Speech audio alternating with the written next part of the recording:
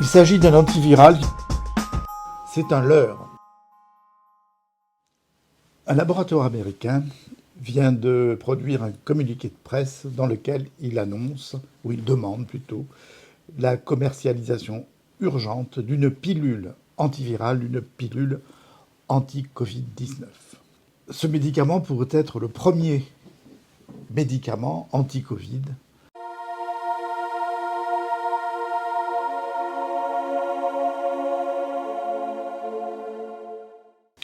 Chez 775 personnes à risque, le molnupiravir a été administré.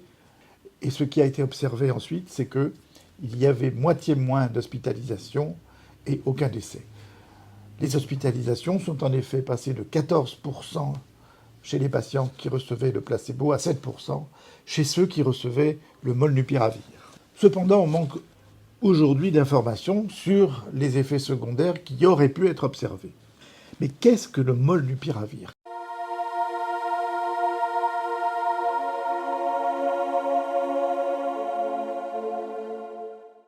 Il s'agit d'un antiviral qui serait connu depuis plusieurs années pour être utilisé contre la grippe.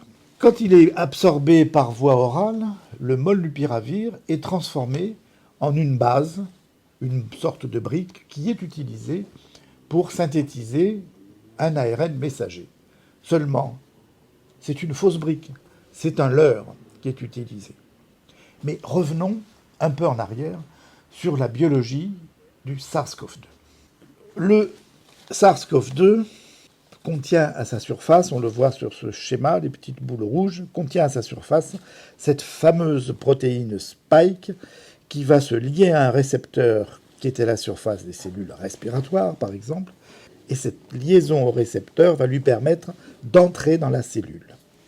Une fois entré dans la cellule, le SARS-CoV-2 libère l'ARN messager. Cet ARN messager contient le code génétique qui permet de produire d'autres virus. Maintenant, rentrons dans la cellule. Ce schéma paraît un peu complexe. Vous avez en gris l'ARN polymérase. C'est un espèce de complexe important, une enzyme qui est capable de fabriquer de l'ARN en lisant un autre ARN.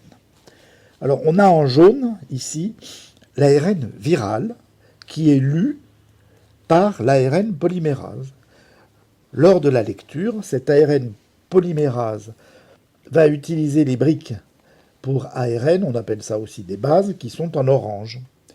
Et en bleu, vous voyez qu'il y a quelques briques bleues qui sont des formes mutées, qui sont des leurres, qui sont des fausses briques, mais qui peuvent être quand même utilisées par l'ARN polymérase.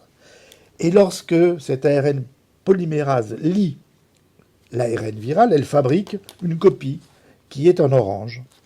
Et vous pouvez observer sur cette copie orange, cette copie d'ARN viral, qu'il y a des bases bleues, des briques bleues. Ce sont des éléments mutés. L'ARN polymérase plutôt fabrique une copie d'ARN qui est mutée, qui n'est pas normale. Cet ARN muté n'est par la suite plus lisible par la machinerie cellulaire pour produire des virus.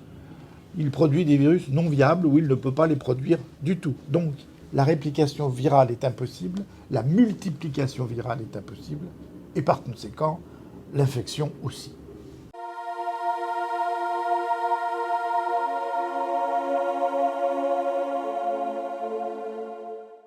Les avantages de ce produit sont l'utilisation par voie orale, beaucoup plus simple à administrer que, par exemple, les anticorps monoclonaux qui sont injectables. Les avantages, ce sont les bons résultats qui sont annoncés par le laboratoire. Les inconvénients, c'est qu'on n'a pas d'informations sur les effets secondaires, les effets indésirables qui ont pu être observés. Mais ce n'est pas tout. Ce qui est ennuyeux, c'est que ce médicament, en apportant des bases mutées, est donc capable de faire produire par une enzyme qui est l'ARN polymérase des mutations sur l'ARN viral. Mais qu'est-ce qui nous dit qu'il n'est pas aussi capable de produire des mutations sur nos ARN à nous, sur nos ARN messagers qui sont utiles pour le fonctionnement de nos cellules? Cela dépend sans doute et de la dose administrée et de la durée du traitement, Mais cela mérite d'être analysé avec la plus grande attention, car qui dit mutation dit risque de cancer. Il s'agit donc d'une arme à double tranchant qui peut être certes efficace contre l'infection, mais qui peut entraîner une certaine cytotoxicité envers nos cellules. Pour autant, ce n'est pas une première. Des médicaments potentiellement mutagènes ont déjà été commercialisés devant l'urgence ou parce qu'il n'y avait pas d'autre choix. C'est le cas d'antiviraux utilisés dans des maladies virales comme l'hépatite C, qui étaient reconnus comme dangereux, mais qui apportaient un bénéfice malgré cette dangerosité, parce qu'il n'y avait pas d'autre traitement.